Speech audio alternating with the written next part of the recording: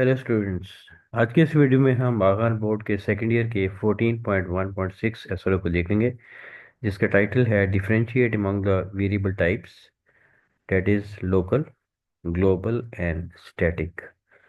तो मुख्तलिफ किस्म के वेरिएबल्स की टाइप्स को हम आज इस वीडियो में डिस्कस करेंगे, जिसमें लोकल, ग्लोबल और स्टैटिक वेरिएबल शामिल हैं।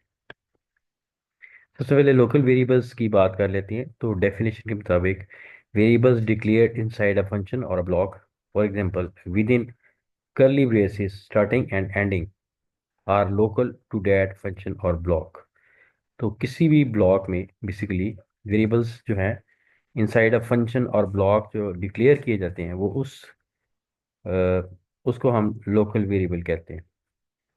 फिर स्कोप की बात करते हैं। The scope of variable is limited to the block और function where it is defined. आपने जिस ब्लॉक में या जिस फंक्शन में उस वेरिएबल को डिक्लेयर किया है उसका स्कोप उसी हद तक है, उसके बाहर उसका स्कोप नहीं है, वो एक्सेसिबल नहीं होगा या उसकी वैल्यू नहीं आएगी आपको। लाइफ टाइम क्या है? लाइफ टाइम भी उसके रिलेटेड ही है। उसका मतलब ये है कि लाइफ टाइम भी उसके जो उसका ब्लॉक ऑफ कोड है बेसिकली वहां तक ही है। तो local variable are created when the block is entered and destroyed when the block is exit. तो ब्लॉक जब स्टार्ट होता है तो लोकल वेरिएबल की जो है वो लाइफ टाइम शुरू होती है, और जब ब्लॉक एंड होता है तो ब्लॉक जो लोकल वेरिएबल है उसकी जो लाइफ है वो एंड हो जाती है। डिफ़ॉल्ट वैल्यू के लिहाज से देखा जाए तो local variables are uninitialized by default and contain garbage values unless explicitly initialized. तो लोकल वेरिएबल जो है उनमें गार्बेज वैल्यू होती है जब तक कि आप खुद से उसमें कोई वैल्यू स्टोर ना करवाएं। एग्जाम्पल के तौर पे हमने एक फंक्शन बनाया है वाइड डिस्प्ले, और फंक्शन के जो पिछले टॉपिक्स थे, जो पिछली वीडियो से, उसमें मैंने बताया कि वाइड जो है, वाइड का मतलब होता है nothing. A function name display which which return type is wide, यानी वो कोई चीज़ रिटर्न नहीं कर रहा।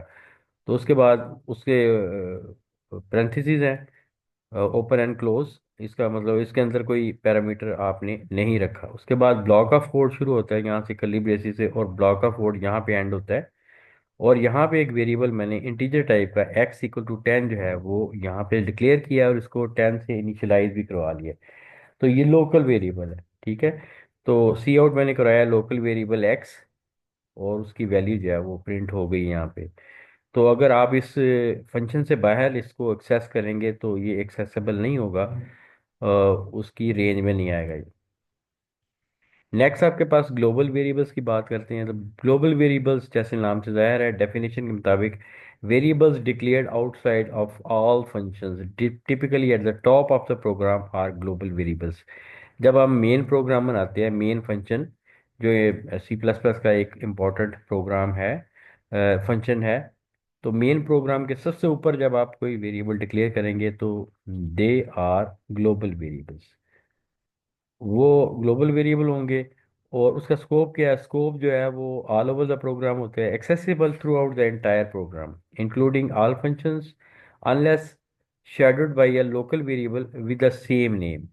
मतलब ये है कि ग्लोबल वेरिएबल अगर आपका ऊपर पड़ा हुआ है एक नाम से, कोई भी उसका नाम XYZ है, और लोकल फंक्शन में भी XYZ आ जाता है, और लोकल फंक्शन में आप उसको सी आउट करवा रहे हैं XYZ को, तो प्रायोरिटी जो है बेसिकली कंपाइलर देता है लोकल फंक्शन के वेरिएबल को। अगर एक ही नाम से वेरिएबल डिक्लेयर हो, ग्लोबल वेरिएबल भी XYZ के नाम से डिक्लेयर हो, और आपका लोकल वेरिएबल ही XYZ के नाम से डिक्लेयर हो, तो प्रायोरिटी जो है XYZ लोकल वेरिएबल की होगी। अनलेस आप स्कोप रेजोल्यूशन ऑपरेटर जो है उसको यूज़ करके ग्लोबल वेरिएबल जो है उसको आप एक्सेस करवा सकते हैं within that block, within that function where the local variable is declared.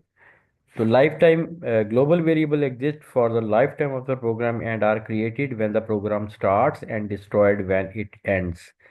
तो ये ऑल ओवर द प्रोग्राम इसकी लाइफ होती है। डिफॉल्ट वैल्यू क्या है? Global variable are initialized to 0 or null for pointers by default if not explicitly initialized।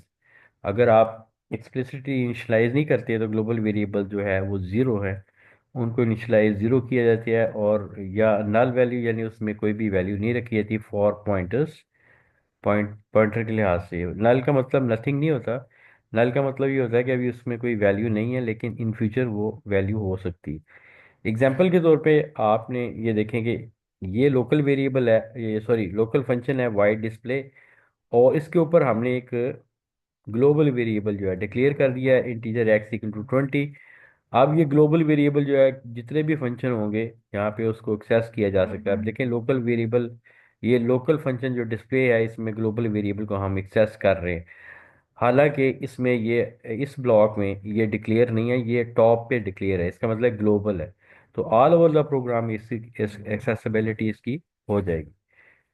Next हमारे पास जो आखिरी वेरिएबल है इस वीडियो में हमने जो डिस्कस करना है वो है स्टैटिक वेरिएबल। जैसे नाम से जाहिर है स्टैटिक वेरिएबल का मतलब ये है कि ऐसे वेरिएबल जो अपनी वैल्यूज को जो भी उसमें वैल्यू पड़ी होगी उसको रिटेन रखते हैं।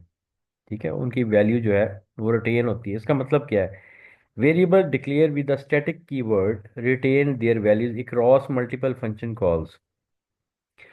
जब आप किसी फंक्शन को कॉल करते हैं तो और फिर आप दोबारा से उस फंक्शन को कॉल करते हैं तो जितने भी वेरिएबल होती हैं उनकी वैल्यू जो है रीसेट हो जाती हैं।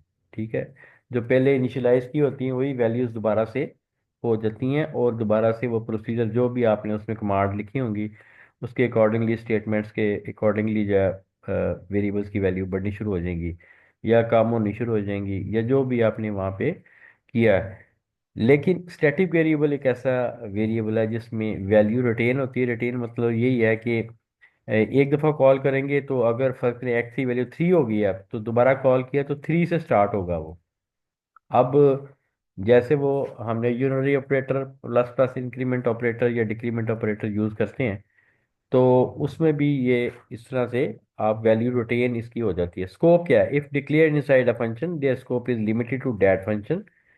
सिमिलरली मतलब जैसे आप लोकल फंक्शन को यूज़ करते हैं ऐसे ही आप स्टैटिक वेरिएबल को यूज़ करते हैं like local variables but their lifetime extend for the entire duration of the program। तो उनकी लेकिन उनकी लाइफ टाइम जो है वो एक्सटेंड करती है for the entire duration of the program. तो इसी तरह से लाइफ टाइम जो है static variable persist in memory throughout the program's execution and retain their last assigned value between the function calls। जैसे मैंने अभी जिक्र किया, डिफॉल्ट वैल्यू इसकी क्या है, static variable are initialize to zero by default if not explicitly initialized. तो इसको हम कैसे करते हैं, स्टैटिक का रिजर्व वर्ड लगाते हैं। देखिए वाइड काउंट आपने एक फंक्शन बनाया है, काउंट के नाम से जो वाइड है मतलब वाइड रिटर्न टाइप है उसकी, उसमें कोई पैरामीटर नहीं है। यहाँ से फंक्शन जो है ब्लॉक ऑफ कोड जो है स्टार्ट हो रहा है, यहाँ पे कर्ली बेसिस पे एंड हो रहा है।